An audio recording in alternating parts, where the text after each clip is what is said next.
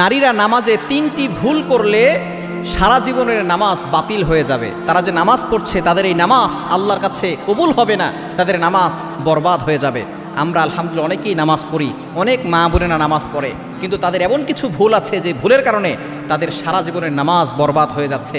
তারা কষ্ট করে নামাজ পড়ছে, এই নামাজ আল্লাহর কাছে কবুল হচ্ছে না 3টি ভুলের কারণে। নাম্বার 1, 1 নাম্বার হচ্ছে নারীরা যদি এমন হিজাব পড়ে যে হিজাবের পরেও তাদের চুলের কোনো অংশ বের হয়ে থাকে, তাহলে কিন্তু তাদের নামাজ আল্লাহর কাছে কবুল হবে না। অবশ্যই চুলটাকে ভালো করে ঢেকে রাখতে হবে, শুধুমাত্র মুখমণ্ডল দেখা যাবে, এছাড়া চুল যাতে করে বের না হয়ে যায়। অনেক মা বোন তো এমন আছে শুধু নামাজের সময় না, তারা বাহিরেও চুল খোলা রেখে তারপরে হাঁটে।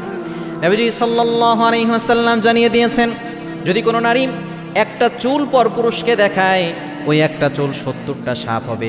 এক একটা সাপের মাথা হচ্ছে উটের মাথার মতো, এক একটা সাপের দেহ লম্বায় হবে সুপারি গাছের মতো, মোটায় হবে তাল গাছের মতো।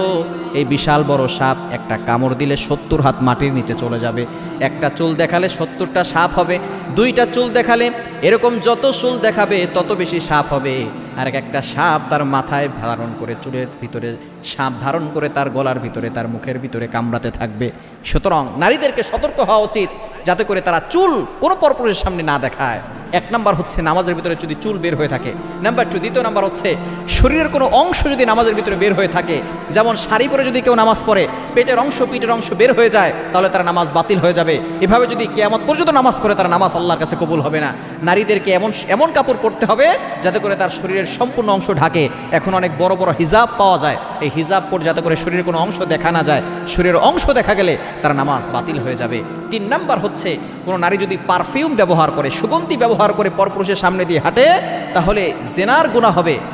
নবীজি সাল্লাল্লাহু আলাইহি ওয়াসাল্লাম জানিয়ে দিয়েছেন, যারা পারফিউম ব্যবহার করে, আতর ব্যবহার করে, তারা তো জান্নাতে যাবেই না, ওয়ালা ইয়াজিদনা রিহাহা, তারা জান্নাতের ঘেরানো পাবে না, তারা জান্নাতের ঘেরানো পাবে না। যারা সুগন্ধি ব্যবহার করে, অনেক মসজিদে বিশেষ করে জুমা হয়, বিভিন্ন জায়গায় নারীরা নামাজ পড়তে যায়, তখন তারা পারফিউম ব্যবহার করে তারপরে যায়। পুরুষদেরকে আকৃষ্ট করার জন্য, তাদের দিকে অ্যাট্রাকশন বাড়ানোর জন্য যারা সুগন্ধি ব্যবহার করে, তাদের নামাজ আল্লাহ তাআলা কবুল করেন না। তাদের রোজা, তাদের নামাজ, হজ কোনো কিছু আল্লাহ তাআলা কবুল করবে না। এজন্য অবশ্যই 3টি ভুল থেকে আমাদেরকে দূরে সরে আসতে হবে।